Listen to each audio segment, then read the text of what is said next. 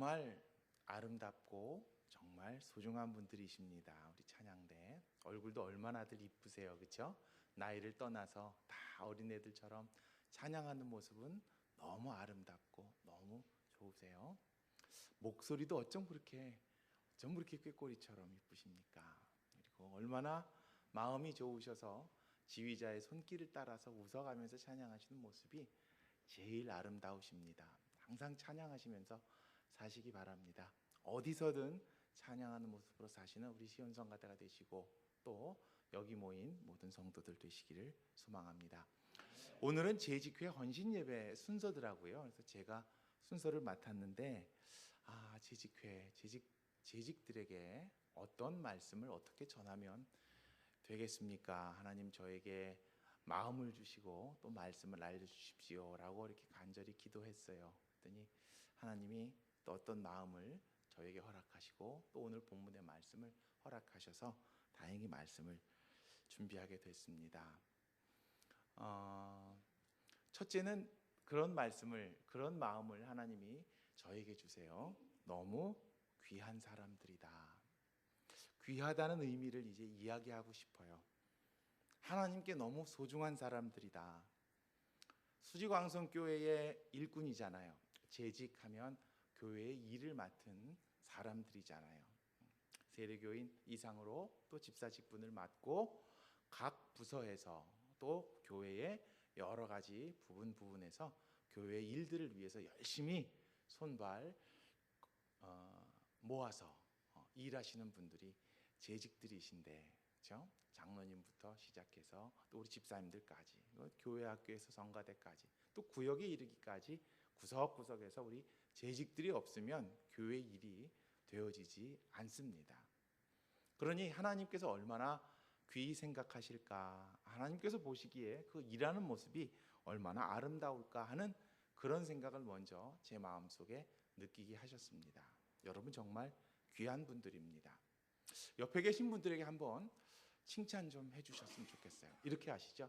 당신 정말 귀한 분입니다. 시작. 귀한 분이세요. 잘났다는 이야기는 하고 싶지 않아요. 당신 정말 잘났습니다. 그건 좀 근데 잘나서가 아니라 귀하다라는 그 말. 귀한 것의 의미를 같이 한번 생각해 보고 싶어요. 귀한 게 무엇이냐? 흔하지 않은 거죠. 그렇죠? 흔하지 않기 때문에 귀한 것입니다. 흔함, 귀함, 흔하지 않은 것 중에서는요, 사람들이 좋아하는 것이 있고 또 그렇지 않은 것도 있습니다. 흔하지 않음, 희소성으로 말미암아 사람들에게 더욱 선택받는 것이 있지요. 특별한 것, 사람들이 모두가 좋아하는 것, 대표적으로 그림 1번에 한번 사진 띄워주시겠어요? 이게 300억이 넘는 거래요. 조그만 건데 얼마나 비싸요? 300억. 근데 왜 저렇게 비쌀까요? 귀한 거니까, 흔하지 않으니까. 근데 귀하다고 그래서, 흔하지 않다고 그래서, 보편적이지 않다고 그래서 모두가 다 좋아하고 탐내고 그런 것도 아니더라고요. 그 다음에 나오는 그림을 보시면요, 이게 뭘까요? 거미래요. 거미. 한 40cm까지 자라는 거미인데, 저게 이제 애완용으로 키우는, 저걸 키우는 사람에게 저건 얼마나 귀한 걸까요? 근데 저게 만약에 다른 사람한테 달려들면 저 삐죽삐죽 삐어나온 털만 생각해도, 다리 열어둔 것만 생각해도 막 소름이 끼치죠. 흔하지 않다고 해서 모두가 다 사람들에게 인정받고 선택받고 사랑받는 것만은 아니더라고요. 이 시점에서 한번 여쭤보고 싶어요. 교회의 재직들, 수지광성교회의 일꾼들이면 정말 귀한 분이거든요. 여러분의 모습은 어떤 모습일 것 같아요? 아까 보석이에요? 아까 거미예요? 보석이고 싶으세요? 거미이고 싶으세요? 보석이고 싶죠. 근데 만약에 세상 사람들이 나를 거미로 본다면 어떻게 이해해야 될까요? 내가 거미가 된 거예요. 재직이 거미가 되는 거예요. 하나님께서 일을 맡기시면 참 누구나 좋아하고 신나고 모든 거 다 내려놓고 그걸 잡으려고 뛰어오고, 그렇죠? 그래야 되는데 만약에 서로 피하고 뭐 다음에 이야기한다 그러면 거미와도 같은 모습일지 않을까 생각을 해보게 됩니다. 그런데 보석이 아닐지라도, 누구나가 다 선택하고 갖고 싶은 그러한 일이 아닐지라도 그 주인에게는, 그 애완동물을 키우는 주인에게는 세상에서 가장 귀한 것, 가장 이쁜 것, 가장 소중한 것인데, 하나님께 있어서 우리 수지광성교회 재직들은요, 모습을 떠나서 잘났건 못났건 간에 다 귀하고 아름답고 최고로 소중한 분들이다. 그러니 그 이야기를 전하라 라는 그 마음을 먼저 주시더라고요. 오늘날 소중한 것들이 많이 생각이 납니다. 그때는 그 가치를 몰랐었는데요. 우리 교회에서도 점점 귀해지고 점점 소중해지는 것들이 있지요. 첫째는 주일학교 때 교회를 가득 채우는 아이들의 발걸음이 요새는 귀해졌습니다. 아이들이 아주 드물지요. 저희 학교 주변에 있는 아주 오래된 교회인데도 어른은 한 1000명 돼요. 근데 아이는 60명, 50명, 20명 부서마다. 교회의 미래를 어떻게 꿈꿀 수 있을까 걱정이 되지만 하나님이 세우신 계획이 있으시겠지라는 생각을 하면서 스스로 마음을 위로해 봅니다. 또 제가 청년 때만 해도 찬양대 제일 앞자리는 항상 누가 있었을까요? 청년들이 있었어요. 새롭게 올라오는 청년들이. 지금 찬양대 제일 앞자리 누가 계십니까? 권사님들이 계시는 거예요. 그렇죠? 네, 변했어요. 청년들의 목소리와 발걸음과 모습들이, 물론 우리 권사님들이 청년들보다 더 이쁘세요. 근데 청년들의 발걸음이, 모습이 이제는 아주 귀한 것이 됐습니다. 제가 어릴 때만 해도 교회에는요, 항상 권사님들이 권사님 방에서 거기서 밥해 드시면서 거기서 계시면서 거기서 기도하시고 새벽마다 당신의 자리를 지키셨어요. 이제는요, 교회마다 권사님실에서 권사님들이 주무시지 않습니다. 교회는 다 문을 걸어 잠깁니다. 사람이 없습니다. 새벽에 기도하시는 할머니 권사님들을 뵐 수가 없습니다. 세상이 변했기 때문이겠죠. 교회마다 장로님들이 교회의 어려운 일들, 힘든 일들 다 손 걷어붙이고 하시고, 그런 모습은 수지광성교회에서 변함이 없습니다만은 점점 시대적으로 찾아보기가 어려운 손길인가 봅니다. 이제는 보편적으로 신앙생활하기가 어려운 시대입니다. 예수 믿는다고 얘기하기가 쉽지가 않습니다. 교회 직분을 맡고 큰 일을 하고 있다고 내세우기가 쉽지가 않습니다.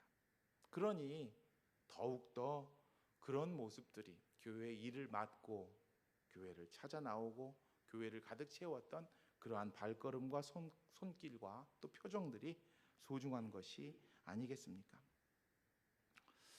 그런 측면에서 오늘 이 자리에 모이신 우리 재직들이 참 귀하고 소중합니다.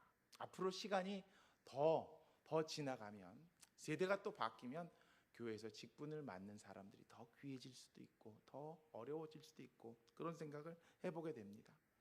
점점 우리가 지금까지 당연히 누려왔던 신앙의 어떤 혜택들, 하나님의 은혜와 축복이라고 생각했던 풍성함들이 점차 없어지고요, 예수 믿는 것이 힘들어집니다. 마치 초대교회, 처음 교회가 세워졌을 때에 예수를 믿기 위해서는 자기의 모든 것을 포기하고 내려놓아야 했을 때, 그때처럼 예수를 믿고 교회를 다니고 직분을 맡고 하나님의 일을 한다는 것이 어려운 시절이 됐습니다. 재직은 우리 성도님들이 다 아시듯이 교회의 직분자입니다. 하나님의 일꾼이지요. 자, 그렇다면 어떤 재직이 교회에 있어야 될까요? 어떤 재직이 많은 교회가 또 하나님의 일을 잘하고 하나님께서 기뻐하시는 교회일까요?를 생각해 봤습니다. 혹시 이럴까요? 많은 수의 재직이 필요할까요? 정말 차고 넘치는, 차량 봉사부에도 차고 넘치고, 식당 주방에도 차고 넘치고, 회계부에도 차고 넘치고, 찬양대에도 차고 넘치고, 교회 학교도 차고 넘치고, 그렇게 재직회가 구성이 되면 교회는 뭐 좋겠죠. 사람들은 여러 사람이 일을 같이 하고 나누니까 좋겠죠. 그런데 꼭 그런 모습만을 하나님께서 원하실까요? 아닐 수도 있다는 생각을 해보게 됩니다. 또 하나, 잘난 사람들, 일 잘하고 똑똑하고 말 잘하고 능력 있고 힘 있는 사람들이 재직에 많으면 좋겠죠. 또 필요할 때에 손이 되고 또 발이 되고 도움이 되고 또 물질적으로도 여유가 있다면 좋겠죠. 그런데 하나님이 원하시는 재직의 모습이 꼭 그런 모습만인가를 생각해 보게 됩니다. 저는 가만히 이 말씀을 놓고 기도하다가 그런 생각을 해보게 됐습니다. 하나님이 원하시는 재직은요, 하나님께 영광을 돌리는 재직입니다. 나를 위해서 일하는 것이 아니라, 우리를 위해서 일하는 것이 아니라, 공동체를 위해서 일하는 것, 그것도 명분 좋습니다. 그런데 하나님께 영광을 돌릴 수 있는, 철저하게 내가 감춰지고 나의 잘남, 나의 부족함, 나의 어리석음, 나의 능력, 그것이 다 십자가 아래 가려지고 하나님의 영광이 나타나고 하나님의 모습만이 드러나는 재직, 아마 그 재직이 많은 교회가 가장 하나님께서 기뻐하시고 사랑하시고 행복해 하시는 교회라고 생각합니다. 특별한 사람들이 많을 수도 있습니다. 특별해서 귀할 수도 있겠습니다. 하지만 보편적이어서, 어쩌면 다른 사람들이 너무나도 꺼려하는 일이어서, 누구나 다 웃어줄 수 있는 그러한 일들이 아니어서, 그 일들을 내가 맡게 됐을 때에 내게는 희생이 따르고 내게는 손해가 따르고 내게는 어려움과 한숨이 나올 수 있겠지만, 그 뒤에 하나님의 영광과 하나님의 기쁨이 있다 그러면 그 재직이 귀한 재직이고요, 그런 재직이 많은 교회가 하나님이 기뻐하시는 교회라는 생각을 하게 됐습니다. 왜냐하면요, 예수님을 따른 사람들이 굉장히 많았거든요. 그런데 예수님은 그 많은 사람들을 다 제자로 세우지 않으셨습니다. 그들 중에 12사람만 제자로 데리고 다니셨고요, 또 특별한 경우에는 3사람만 선택해서 데리고 다니셨고요, 또 특별한 경우에는 한 사람에게만 예수님의 속마음을 이야기하셨습니다. 결코 많은 수, 결코 사람의 능력, 그것이 교회의 일과 하나님의 일을 담보하지는 않는다는 것입니다. 자, 그렇다면 이 하나님의 일에 맞는 사람은 누구인가? 하나님께 영광을 돌리는 사람은 누구인가? 그런 재직은 누구인가를 생각해 보게 됐습니다. 본문이 담겨져 있는 이 요한복음 12장 말씀은요, 예수님께서 영광을 받으시는 장이에요. 그 전까지는 예수님이 이제 사역을 하시면서 여러 가지 이적도 베푸시고 병자들도 낫게 하시고 배고픈 사람도 먹이시고 귀신 들린 자도 귀신도 쫓아주시고, 그리고 그 앞장인 11장에 보면 죽었던 나사로도 살려주십니다. 죽음을 이기시는 예수님의 모습이 그 앞까지 나옵니다. 그런데 그 뒷장인 13장을 보면요, 이제 갑자기 상황이 변해서 예수님이 고난과 죽음을 준비하는 시기가 됩니다. 제자들과 마지막 저녁 식사를 하시고요, 제자들의 발을 씻겨주시고요, 그리고 잡히실 준비를 합니다. 오늘 이 요한복음 12장은요, 그 사이에 어쩌면 예수님의 영광과 예수님의 열정적인 일들과 또 예수님의 고난과 죽음의 경계선상에 놓여 있는 그 말씀입니다. 성경 말씀을 보시면요, 12장 저 앞쪽에 1절부터 쭉 어떤 이야기가 펼쳐지냐면 한 여인이 자신이 가지고 있던 옥합을 깨트려서 거기 향유를 예수님의 발에 붓습니다. 그리고 자신의 머리로 그것을 닦아냅니다. 정말 귀하고 비싼 것, 자기의 생계가 달려있는 그것이었는데 그 여인은 예수님께 그것을 드리죠. 그리고 예수님은 말씀하십니다. 저 여인이 나의 장례를 준비한다. 영광 속에서 예수님은 이제 죽으심과 계속 연관지어서 이야기를 해주시는 거예요. 12장 12절부터 보면요, 예수님께서 이제 예루살렘에 입성을 하시는데 사람들이 엄청 환영을 합니다. 종려나무 가지를 꺾어갖고 그것을 흔듭니다. 호산나 다윗의 왕이야. 예수님을 왕으로. 그리고 입던 겉옷을 모두 다 벗어서 예수님이 나귀를 타고 오시는데 그 발 앞에 나귀가 지나가는 길 앞에 놓습니다. 흙 밟지 마시고 내 옷을 밟고 가시옵소서. 얼마나 큰 영광을 받으십니까? 사람들이 환호성을 칩니다. 당신이 계시면 우리가 행복해질 수 있습니다. 로마의 압제에서 우리가 벗어날 수 있습니다. 지독한 궁핍과 또 가난함에서도 이겨낼 수 있습니다. 질병도 이겨낼 수 있습니다. 당신이 이제 이 예루살렘에 오시니까 이제 우리가 당신을 왕으로 섬기겠습니다 라고 소리칩니다.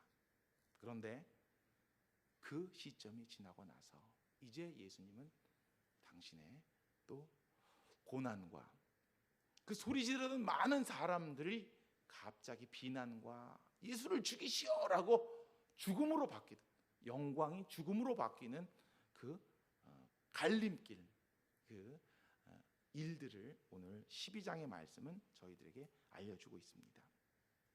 특별히 오늘 본문이 담겨지는 그 바로 앞에 20절 말씀을 살펴보면요, 명절이 됐는데 예배하러 올라온 사람 중에 헬라인들이 있었다. 그 사람들이 예수님을 만나러 찾으러 온 거예요. 그래서 갈릴리 벳세다 사람 빌립에게 가서 좀 예수님 만나게 해달라. 그러니까 빌립이 안드레에게 가서 예수님 만나게 해달라는데 어떡할까? 빌립과 안드레가 가서 이야기하는 그 모습이 담깁니다. 헬라 사람들, 그 당시 유대 문화를 넘어서서 그리스 사람들이죠. 그 나라 사람들이 와서 예수님을 만나려고 했던 무슨 일일까? 이것이 무슨 의미일까?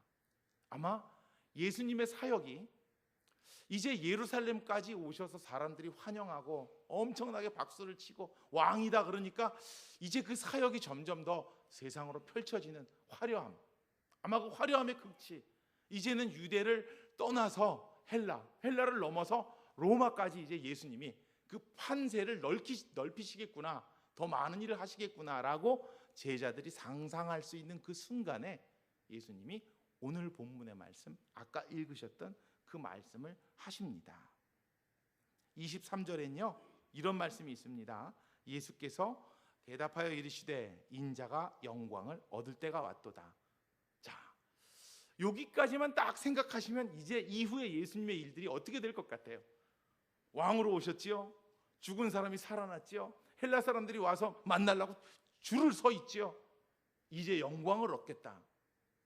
대단해질 것 같지요. 근데 그 다음에 오늘 본문의 말씀 24절 말씀, 자 본문 좀 띄워주십시오. 자 함께 24절 말씀을 같이 읽겠습니다. 시작. 내가 진실로 진실로 너희에게 이르노니 한 알의 밀알이 땅이 떨어져 죽지 아니하면 한 알 그대로 있고 죽으면 많은 열매를 맺느니라. 이 말씀을 하시는 거예요. 밀알이 죽는다, 썩는다. 그래야 많은 열매를 맺는다.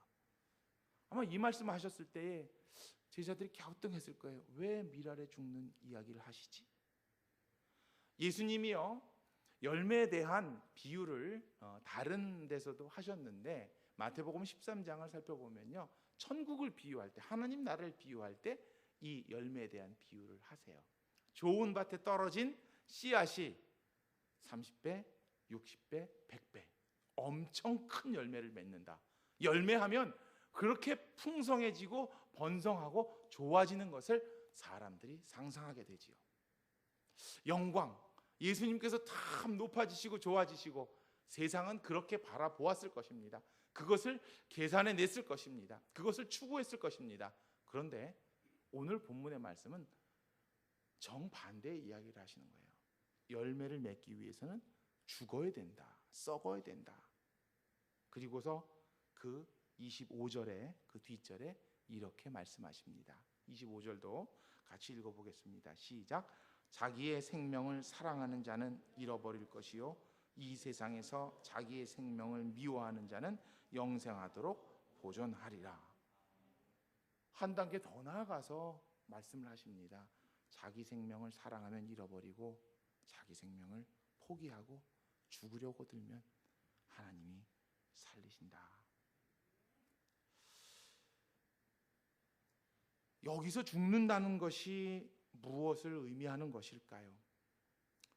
예수님이 말씀하셨듯이 자기의 생명을 사랑하지 않는, 어쩌면 인간들이 이기심으로 똘똘 뭉쳐 있고 예수님을 환영했던 수많은 사람들이 자기의 욕심으로 가득 차서 소리 질렀고 예수님을 찾았던 많은 사람들이 예수님을 통해서 무엇을 얻을까? 그것으로 그냥 머릿속이 꽉 차고 그것으로 욕심이 가득 찼던 인간의 모습을 예수님이 안타까워하시면서 하시는 말씀입니다. 자기의 생명을 사랑하는 자는 잃어버린다. 자기의 생명을 미워해야 한다고 표현하시는데 욕심을 버리란 얘기죠.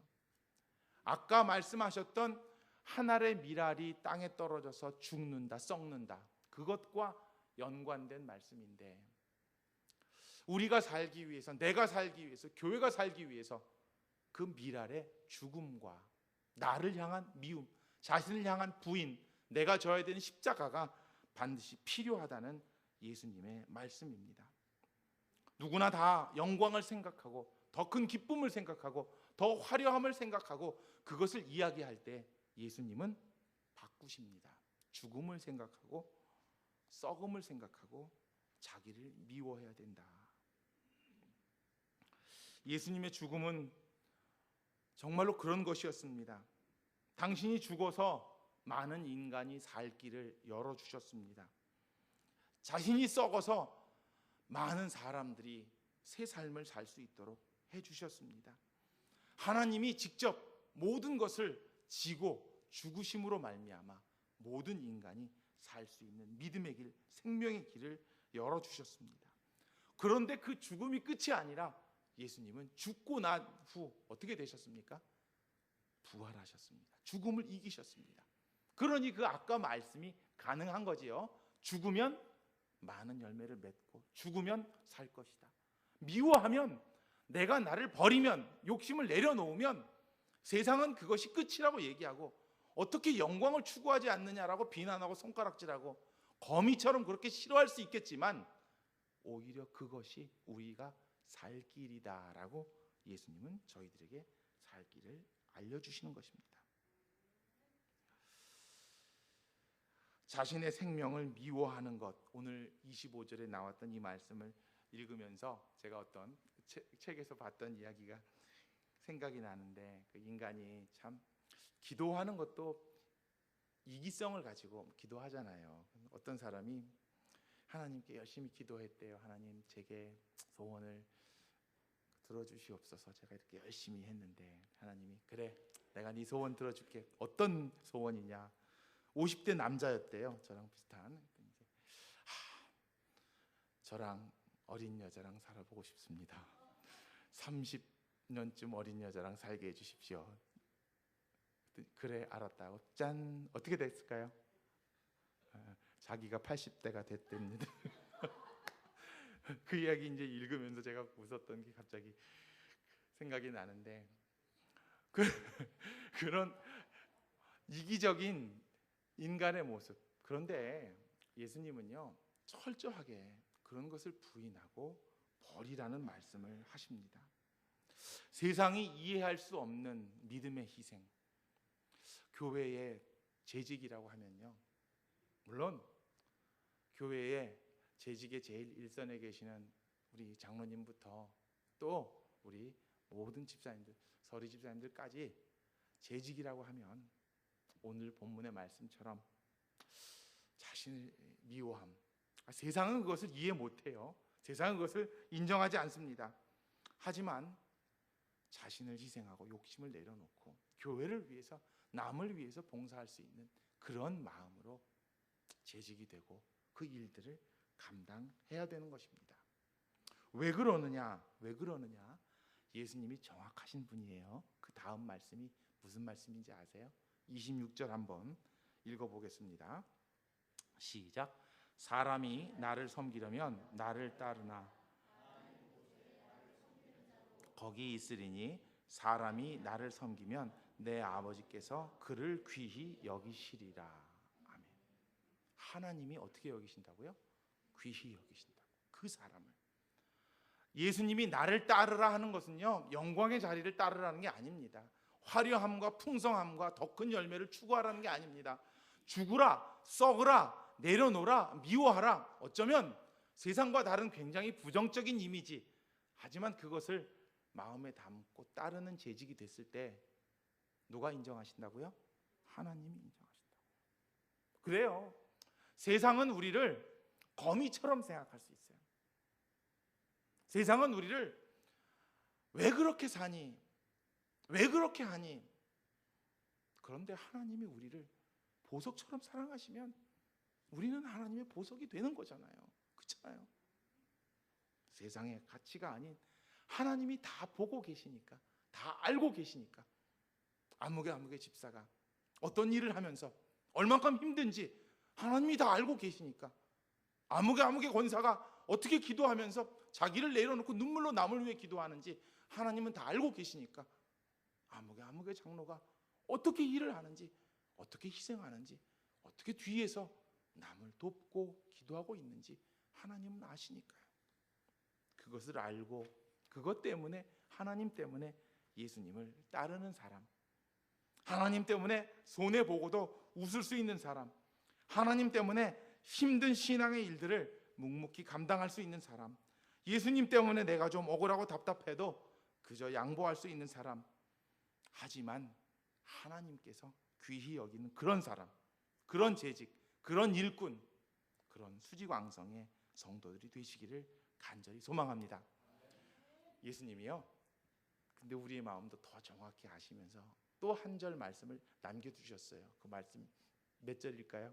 27절이겠죠? 읽어볼게요. 27절 무슨 말씀이 나오나? 시작. 지금 내 마음이 괴로우니 무슨 말을 하리요? 아버지여, 나를 구원하여 이 때를 면하게 하여 주옵소서. 그러나 내가 이를 위하여 이때에 왔나이다. 예수님이 왜 이 말씀을 하시느냐? 영광의 순간에, 화려함 순간에, 사람들이 찾아오는 순간에 죽음을 이야기하고, 그것도 예수님이 힘드셨던 거예요. 이제 내가 모든 게 다 잘 될 수 있는, 인간적으로 보면 참 잘 마무리할 수 있는 그런, 누구나 다 환영할 그런 일들인데, 이제 내가 고통을 당해야 되고 십자가에 달려 죽어야 되고 수치를 당해야 되고, 그 길을 가시기가 너무 힘들었던 거죠. 그래서 솔직히 제자들 앞에서 이렇게 말씀하시고 기도하시는 거예요. 내 마음이 괴롭습니다. 힘듭니다. 이 말씀이 성경 구절에 적혀 있는 이유가 무엇일까요? 이 말씀을 제가 설교 준비하면서 읽었던 이유가 무엇일까요? 하나님이 저에게 주신 은혜가 무엇일까요? 재직하는 게요, 세상에서 부러워할 일이 아니죠. 교회 일을 하는 게 세상이 이해할 수 있는 화려함과 아름다움이 아니지요. 눈물과 아픔과 괴로움과, 조금 아까 제가 말씀드렸듯이 하나님 때문에 내가 다 감당해야 되는 어려운 일, 그 속으로 들어가는 건데, 근데 예수님이 내 마음도 이렇다라고 말씀을 하시면서 여러분들을 위로하시는 거예요. 우리 재직들을 위로하시는 거예요. 쉬운 찬양대 모여서 연습하고 또 연습하고 힘드시죠? 찬양할 땐 좋은데 연습할 땐 힘드시죠? 어려우시죠? 우리 재직들 예배할 땐 괜찮은데 말씀 들을 땐 은혜가 되는데 교회 봉사하려면 힘드시죠? 그런데 예수님 나도 똑같아 라고 말씀을 하시는 거예요. 나도 힘들어. 그런데 하나님의 때를 위해서, 하나님의 일을 위해서 내가 참는다. 하나님 나를 이기게 하소서라고 기도하는 모습을 저희들에게 보여주시는 것입니다. 2019년 여러분, 신앙의 해가 여러분에게 찾아왔습니다. 뭐 새로운 해, 뭐 그런 해. 재직으로서 수고할 해가 찾아왔습니다. 하나님 때문에 힘들 해가 찾아왔습니다. 그런데 하나님이 다 보고 계시고 알고 계시고 하나님이 우리를 귀하게 여기신다는 위로의 해가 찾아왔습니다. 하나님과 더 가까이 지내시고요. 더 하나님과 동행하시면서 맡겨진 여러분의 일에, 여러분의 직분에 충성하시고요. 모르겠어요. 내년이 아니라 저희가 이 세상에서 저희에게 주어진 목숨을 다 살고 예수님 만났을 때, 하나님 만났을 때 착하고 충성된 종아 잘하였다 라고 칭찬받는 수지광성의 모든 재직들 되시기를 간절히 소망합니다.